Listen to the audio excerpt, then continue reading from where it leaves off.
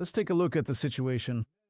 Is Pokrovsk, so to speak, a key point for Ukraine's defense forces in terms of protecting the entire Donbass, the whole territory of Donbass? And for the Russians, is it some kind of key starting point for capturing the whole of Donbass? At this moment, it is the most important one. And in my opinion, of course, we need to consider, first and foremost, from a military perspective, what's happening there. But there is also an assessment at the strategic global level and its significance.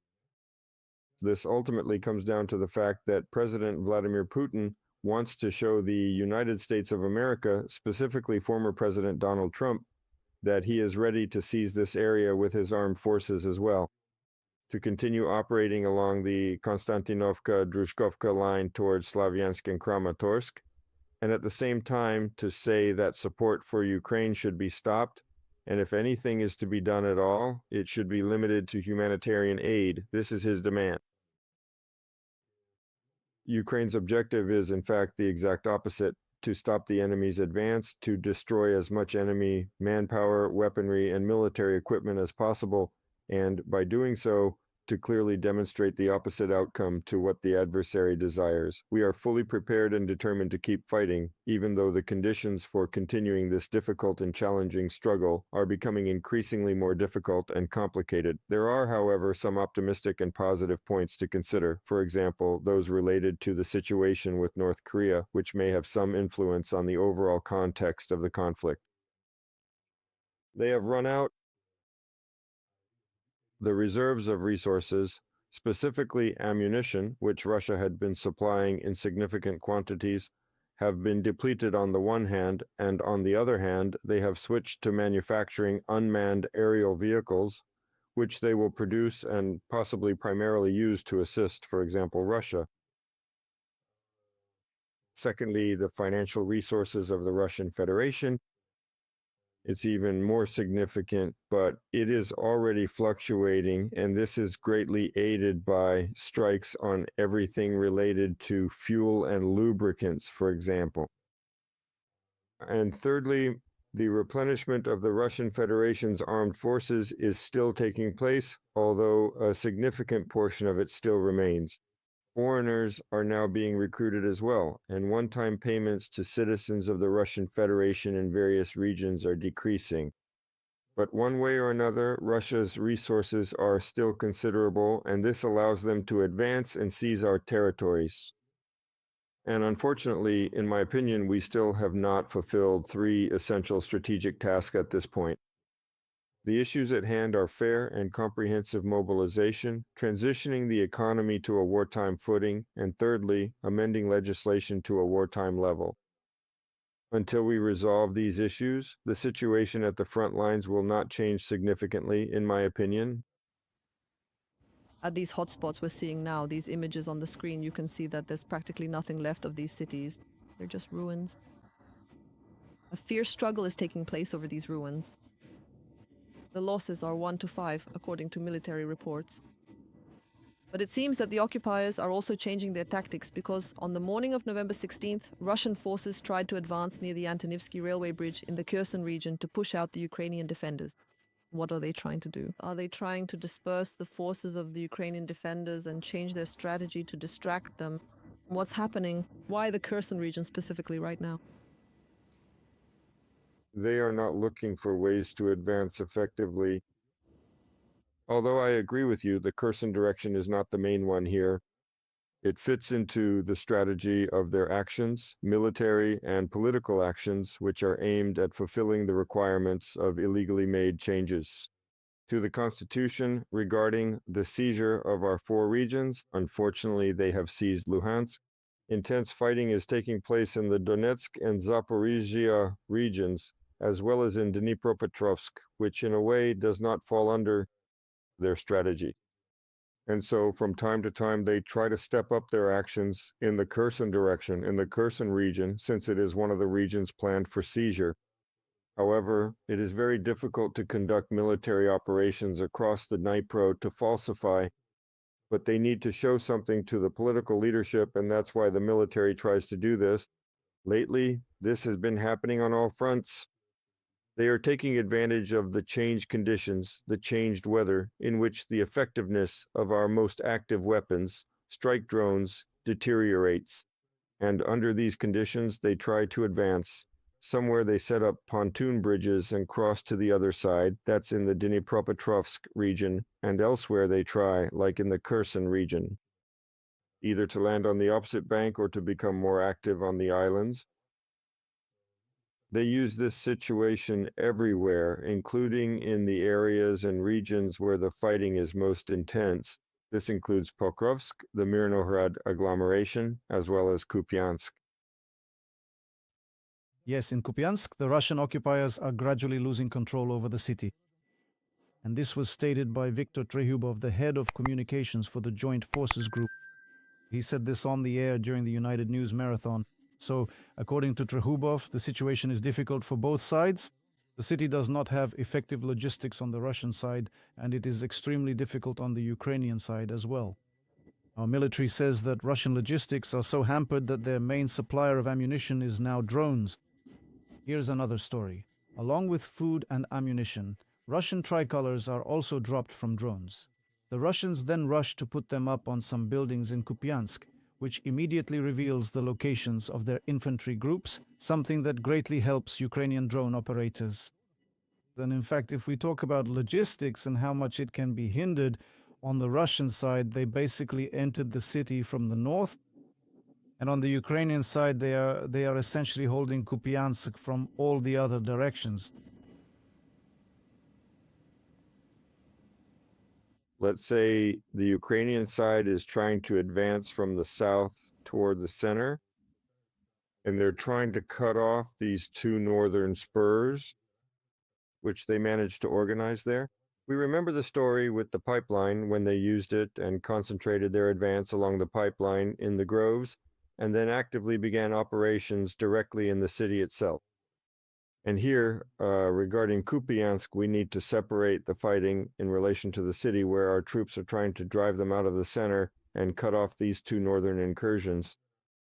And the directions are connected to the fact that Kupyansk, at least its southern part, as well as Kupyansk-Uzlovoy, provide an opportunity to organize logistics for our region, which is east of the river.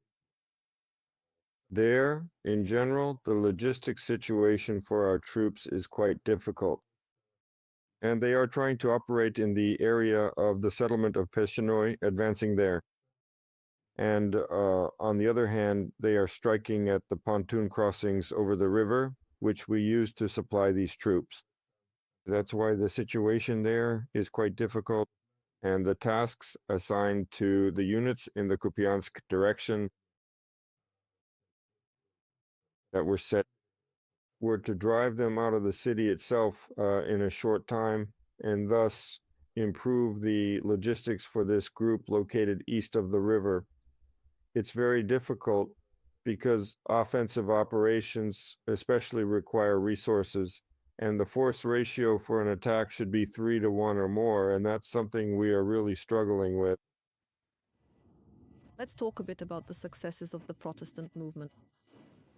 Atesh agents helped slow down the occupiers' railway convoys in the Zaporizhzhia direction. Partisans carried out a successful sabotage operation in the area of Novobodanivka, Melitopol district, Zaporizhzhia region. On the night of November 16th, a relay cabinet was set on fire at a key section of the railway. This act of sabotage instantly stopped the movement of the occupiers' military trains. Ukraine's defense forces were able to quickly deliver precise rocket and artillery strikes on them, it was noted. Vatesh, how do you assess the work of the Ukrainian partisans? How effective is it? Any actions carried out to enhance the capabilities and operations of Ukraine's defense forces should be supported and developed. And such a powerful direction as partisan activities and sabotage on occupied territory, and not only there, should be as well. There are also well-known cases on Russian territory, including in Trans-Siberia, for example, the railway to the Far East, which is also used to transport, so to speak, what North Korea can supply. And besides shells, which are already running out, they also produce and supply other munitions and even serious weaponry, such as the KN-23 missile. These are known to residents of various cities of ours, including, for example, people in Kyiv. It has a 1-ton warhead, and its targeting accuracy has been improved. In general, there is plenty to transport, and because of that, there is a reason to carry out sabotage, to weaken the supply line, and to reduce the enemy's potential. That's why we remember how important this movement was during World War II. We already have experience in this large-scale war. That is the underground, the partisan movement, groups from our special structures, special operations forces, the main intelligence directorate, and the security service of Ukraine are all active. These are extremely difficult conditions. They operate behind the line of contact. Operating in enemy territory is always challenging, but it is very important. And of course, our relevant agencies are specifically engaged in this activity, and we are seeing the results of these actions. Ukrainians have already gotten used to it. It's a good habit and we need to keep it up. They've gotten used to almost daily strikes on Russian oil refineries, oil pumping stations, and ammunition depots. But I would like to specifically highlight the destruction of the Rubicon unit's UAV warehouse in the Donetsk region. As far as I know, this is quite a serious elite unit and its equipment is handled with great care. Some of Russia's top military brass are involved with it. What can you say about why the Ukrainian Defense Forces are paying such close attention to this unit? Because it is very effective in its operations. Wherever it appears, they deploy it to areas where they need to change the situation. For example, this happened in the Kursk region, in the Sumy region when they advanced. Now, for instance, near Krovskoye, and their base was there in the rear of their army. The Third Army is supporting the 51st Army around Pokrovsk with its actions, which is operating due to the failure to complete tasks on time. Effectively, from the perspective of the Russian leadership's assessment, the army commander and the brigade commander in this direction were removed from their positions. So this is the Rubicon. They are very much sustained by this money. You very accurately pointed out the oil and gas sector. Moreover, as our drone operator, who is involved in these matters on our side, assessed the situation, their level of provision is roughly like driving a Mercedes compared to our unit, which drives a UAZ. Since they spare no expense under any circumstances, they don't hold back their resources. These are various types of unmanned aerial vehicles, of which they have plenty, while our unit has to economize. Well, maybe that's just our unit. We do have others. We know about the Shershny, Magyar units, and so on. But overall, thanks to such a powerful concentration and supply, they look quite strong. Striking their teams, as well as the base where these assets were stored, is important and significant. In this way, our forces affected the potential of an effective enemy unit, reducing it. It's hard to overestimate the role and significance of accomplishing such a task. This is the assessment of this operator from the front line, who says that actions around Rubicon are important on the one hand, but on the other hand that we need to focus on providing assistance. And in general, the country should focus on people who are chronically lacking, on supplying Ukraine's defense forces with servicemen and resources. Therefore, our country's attitude toward corrupt officials should be uncompromising. I support this legislative change at the level of wartime, in such a way that all corruption cases should be considered by a separate court, reviewed quickly enough within the framework of the law, and people who engage in this during a full-scale war should end up on the front line. If they are ready to atone for their guilt with a weapon in their hands, then they should be given that right. Otherwise, they should still be assigned to special units that provide support to our soldiers who are defending with weapons in their hands. And there can be no other options. In general, anything that undermines the supply of our servicemen should be punished at this level and swiftly. lawful but uncompromising. Otherwise, since the end of 2023, the enemy has been advancing and capturing our territories.